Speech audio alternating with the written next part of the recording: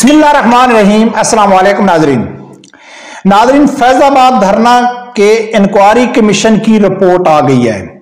अल्हम्दुलिल्लाह अल्लामा खादिम हुसैन रिजवी रहमतुल्लाह अलैह सुरखरू हो गए। तहरीक लबैक की बहुत बड़ी जीत है और मैं समझता हूं कि पटवारियों और यूथियों को चाहिए कि वो जाएं, जो मज़ार रिजवी है उसके ऊपर जाके मुआफी मांगें, अल्लाह से तौबा करें। वो इसलिए कि अल्लामा खादिम हुसैन रिजवी रहमतुल्लाह अलैह ने कहा था कि अगर मेरे मरने के बाद भी जो मेरे ऊपर पैसों का इल्जाम लगता है फैजाबाद धरने केस के हवाले से, तो आप मेरी लाश को निकाल से भी उसके हिसाब ले सकते हैं। सब कुफ्तें तहरीक लबैक के मुखालिफ होने के बावजूद जितनी सिविलियन हुकूमत है, यानी कि सियासी जमातें हैं या एस्टेब्लिशमेंट है, सब तहरीक लबैक के खिलाफ है। यानी कि इस टाइम तो मैदान में तहरीक लबैक नहीं है, जो भी केस हो रहा था अलग चल रहा था, तो सब अपने होने के बावजूद भी तहरीक लबैक को कसूरवार नहीं ठहरा सके, ये साबित नहीं कर सके कि इनके पीछे किसका हाथ था।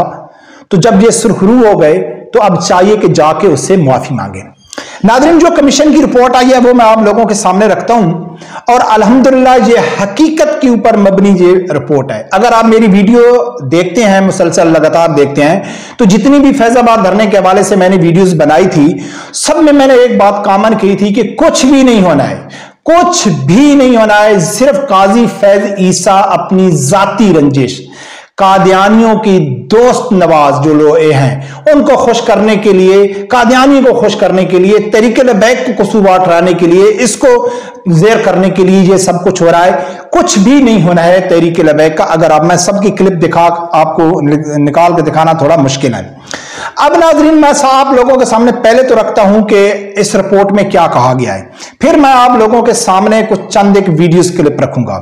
शायद खाकान अब्बासी के, जो वो अपने बयान के ऊपर पाबंद रहे, और उसके बाद एहसन इकबाल के कि उसने बीच में पैंतरा बदला और वो कहता है कि पता नहीं तहरीक लबैक वाले मेरे खिलाफ क्यों हैं। वो भी आप लोगों के सामने साबित हो जाएगा। और अल्हम्दुलिल्लाह खासकर जो मुझे पीटीआई और नून लीग के लोग सुन रहे हैं, वो भी इस वीडियो में अब साबित हो जाएगा कि खत्मे नबुव्वत के गद्दारी सब ने मिल के की थी। अब नाज़रीन, रिपोर्ट में क्या कहा गया कि फैजाबाद धरना इंक्वायरी कमीशन ने जनरल फैज हमीद को, एक्स डीजी आईएसआई को क्लीन चिट दे दी। जनरल फैज हमीद जो इमरान खान का करीबी दोस्त है, ठीक है, उसको क्लीन चिट दे दी। साबिक वजीर आजम शायद खाकान अब्बासी, साबिक वजीर दाखिला एहसन इकबाल को भी क्लीन चिट मिल गई।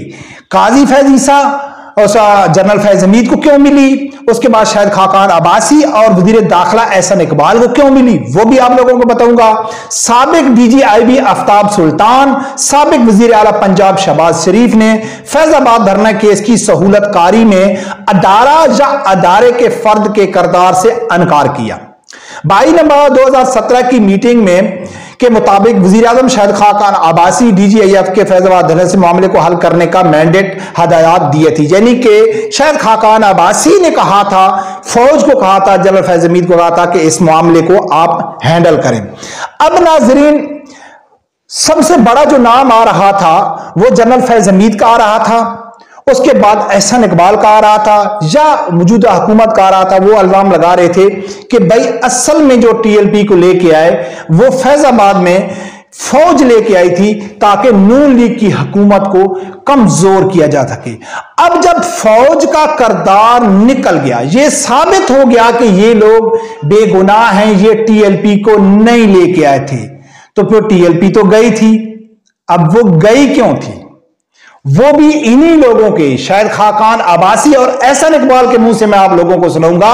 यानी कि ये इल्जाम तो निकल गया कि फौज लेके गई थी, अब वो गए तो थे, वो क्यों गए थे। अब जो यूथी हैं वो क्या कहेंगे, यूथी कहेंगे कि भाई ये तो हमको मालूम था क्योंकि हुकूमत पीडीएम किया है, इसको फौज लेके आई, फौजियों के नाम है, तो किस तरह फौजी यानी कि मुलव्वस होते, किस तरह कसूरवार होते, उनको क्लीन चिट तो मिलनी थी, अदालतें उनके कंट्रोल में। ये कौन कहेंगे, यूथ ये कहेंगे। और पटवारी क्या कहेंगे, अकेले में बैठ के शर्मिंदगी से कि चलो यार ठीक है, फैज हमीद हमारा दुश्मन है, इमरान का दोस्त है, उसको क्लीन चिट मिल गई, कोई बात नहीं, अब हमको हुकूमत तो इन लोगों ने दी हुई है। अब मैं आप लोगों के सामने सबसे पहले एक वीडियो क्लिप रखता हूं एहसन इकबाल का, फिर उसके बाद रखूंगा शाहिद खाकान अब्बासी का, फिर उसके बाद रखूंगा फिर एहसान इकबाल का जो उसने पैंतरा बदला, कहता है टीएलपी मेरे खिलाफ क्यों है। फिर उसके बाद रखूंगा इमरान खान का। फिर जो पटवारी और यूथी हैं, उनको चाहिए, हमारे दोस्त हैं, उनको चाहिए कि शर्म से डूब मरो।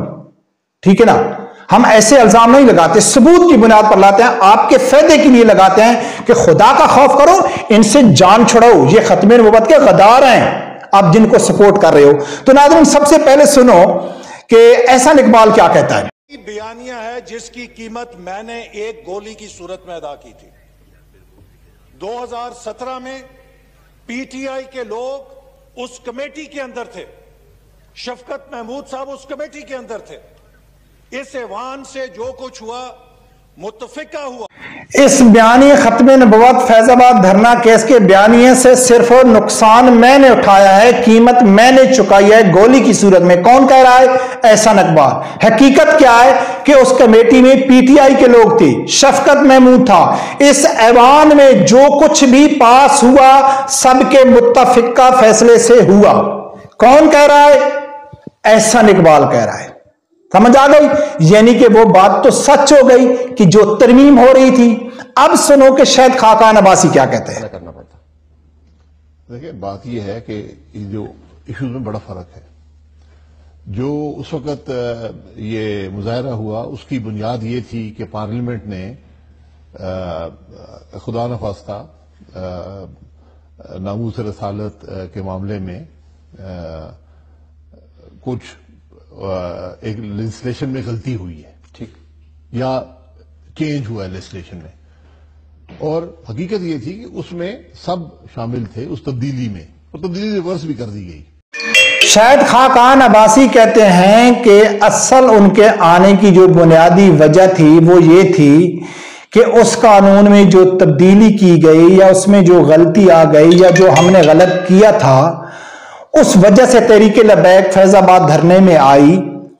और हकीकत यह है कि इसमें हम सब शरीक थे। इसमें पीटीआई भी शरीक थी, इसमें पीपल पार्टी भी शरीक थी। मुत्तफिक का फैसला था। फौज तो बेदखल हो गई ना आज की रिपोर्ट में, कमीशन की रिपोर्ट में।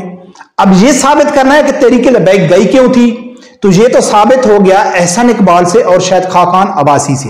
अब एहसान इकबाल ने पैंतरा क्या बदला है ये भी सुनो। एक तो खादिम हुसैन रिजवी साहब हैं, एक उनके और थे अफजल साहब, वो भी अभी इंतकाल हो गया उनका, भी बहुत बुजुर्ग थे वो भी।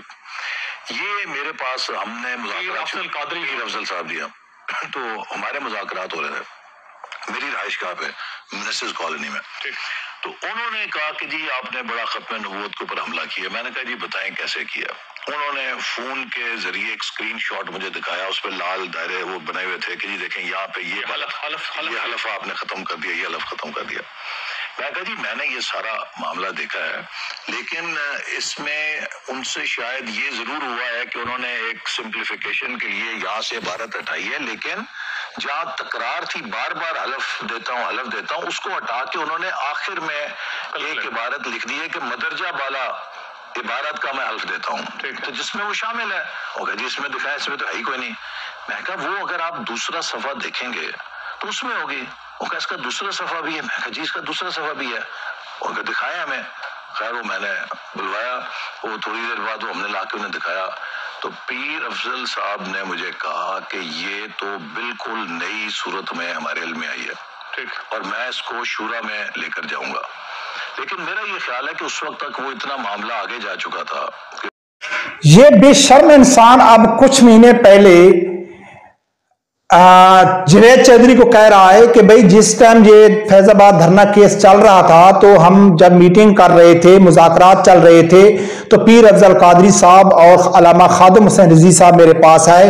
उन्होंने एक स्क्रीनशॉट दिखाया कि फलां जगह में गलती हुई है। तो मैंने कहा है कि गलती नहीं हुई है, आप लोग दूसरा सफ़ा तो देखो। जब मैंने दूसरा सफ़ा दिखाया तो वो हैरान हो गए कि यार ये तो वाकई हम गलत हैं, ये तो पूरी सूरत हाल तब्दील हो गई। तो मैं मजलिस शूरा के पास लेके जाऊंगा, पीर अफजल कादरी ने कहा था। तो लेकिन वो लेके गए, लेकिन मेरा ख्याल है वो अब इतने आगे निकल चुके थे कि अब उनका पीछे जाना मुश्किल था। तो इसमें शायद यानी कि एहसान इकबाल ये बताने की कोशिश कर रहे हैं कि भाई वो तो फैजाबाद में था, गलती तो था ही नहीं। पहले बयान दे चुका है कि गलती थी जिसकी कीमत मैंने सिर्फ चुकाई, और इसमें पीटीआई भी शरीक थी। शायद खाकान अब्बासी ने भी कहा है, लेकिन इस बाद में क्या कह रहा है कि वो तो गलती हुई ही नहीं थी, वो तो कुछ था ही भी नहीं। यानी कि ये भी चाहता था कि किसी तरीके से इंक्वायरी चले और इनके पीछे फौज थी। अब नाज़रीन ये तो साबित हो गया है कि फौज टीएलपी के पीछे नहीं थी, फौज टीएलपी का मोहरा नहीं है। तो अब टीएलपी तो गई है, और वो क्यों गई है, और ये साबित कर रहे हैं कि भाई खत्म नबूवत में तरमीम हो रही है। तो अब इनके जो फॉलोवर हैं, हमारे पीटीआई के दोस्त हैं, नून लीग के दोस्त हैं, तो उनको चाहिए कि होश के नाखन ले, आप किसको सपोर्ट कर रहे हैं। मेरे पास और भी दर्जनों वीडियो क्लिप हैं। इसका इमरान रियाज का मेरे पास वीडियो क्लिप मौजूद है कि मौलाना फजल रहमान से पूछा गया तो वो खामोशी इख्तियार कर गए थे खत्म नबूवत के वक्त। तो उसके अलावा सलीम साफी ने मौलाना फजल रहमान से पूछा था, तो मौलाना फजल रहमान कहता है जाने दो इस बात को, यानी कि फैजाबाद धरना के जो खत्म नबूवत की तरमीम हो रही थी, तो मौलाना फजल रहमान को भी पता था, लेकिन वो भी खामोश थे। उसके अलावा सबसे बड़ा सबूत है तहर अशरफी का, कि उससे पूछा गया तो वो कहता है कि जब खत्म नबूवत के कानून में तरमीम हो रही थी तो हम सब मसलियत का शिकार थे, ठीक है, मसलियत का शिकार थे, और एक व्हील चेयर पे उठा और उसने जाके माथे के ऊपर गोलियां खा के ये साबित किया है कि खत्म नबूवत के दफा करने वाले हम लोग हैं, ठीक है। इमरान खान का गोरडा शरीफ में प्रोग्राम में रिकॉर्ड के ऊपर बयान है कि इमरान खान ने कहा था कि जब टीएलपी धरने में बैठी हुई थी तो मेरे कारकुनों का प्रेशर था कि आप भी उनके साथ बैठें। हां, अगर आपकी नीयत खत्म नबूवत का दफा हो या ना हो, नून लीग के खिलाफ तो हम सियासत कर सकते हैं ना, लेकिन इमरान खान ने सियासत को भी अहमियत नहीं दी। खत्म नबूवत तो दूर की बात कि कहीं जो मैंने मुआहदा किया हुआ है जिसमें 1 अरब 40 करोड़ रुपया इमरान खान ने लिया था कि खत्म नबूवत के कानून में मैं तरमीम करूंगा, तो ये सियासत भी इस टाइम बेहतरीन मौका है, क्योंकि बहुत बड़ा वो धरना था, ठीक है, बहुत डेंट पड़ रहा था नून लीग की हुकूमत को, लेकिन इमरान खान फिर भी साथ जाके नहीं बैठे थे, क्योंकि वो कहता था कि मेरी सियासत से जरूरत, मैं जिन बाप से अपना पैसा लिया हुआ है उनको बुरा ना लग जाए कि ये भी खत्म नबूवत वालों के साथ जाके बैठ गए थे। नाज़रीन, इतना सब कुछ होने के बावजूद भी, इतना सबूत दिखाने के बावजूद भी अगर किसी को समझ ना आए तो हम क्या कर सकते हैं। हमारे दोस्त पीटीआई के, नून लीग के, फजल रहमान के कहते हैं कि हम भाई सिर्फ से एक सियासी इख्तलाफ रखते हैं। खुदारा सियासी इख्तलाफ नहीं है, हल्फिया कह सकता हूं कि इस टाइम पाकिस्तान में सियासी जमातों में तहरीक लबैक के अलावा सब सियासी जमातें खत्म नबूवत की गद्दार हैं। जब भी उनको मौका मिलेगा, और यह भी कई बार मैं कह चुका हूं कि अगर तहरीक लबैक पाकिस्तान में ना होती, अगर तहरीक लबैक खुदा न खास्ता खत्म हो गई, तो ये सब मिलके पहला काम क्या करेंगे, फौरन पहली फुर्सत में ये खत्म नबूवत के कानून को तरमीम करेंगे। दूसरी फुर्सत में इन्होंने इसराइल को तस्लीम करना है, इन्होंने बिल्कुल पाकिस्तान को एक यूरोपीय रियासत बनाना है अगर तहरीक लबैक ना होती। और अल्हम्दुलिल्लाह तहरीक लबैक का हुकूमत में होना, पार्लियामेंट में होना ना होना कोई इतना अहमियत नहीं है, वो पार्लियामेंट से बाहर भी अल्हम्दुलिल्लाह इतनी पावर रखते हैं कि इनके जो नापाक इरादे हैं उनको कामयाब नहीं होने देंगे। रब परवरदिगार से यही दुआ है, अल्लाह ताला मेरे समझदार आदमी को हक सच सुनने की और उसके साथ खड़े होने की तौफीक अता फरमाए। अल्लाह।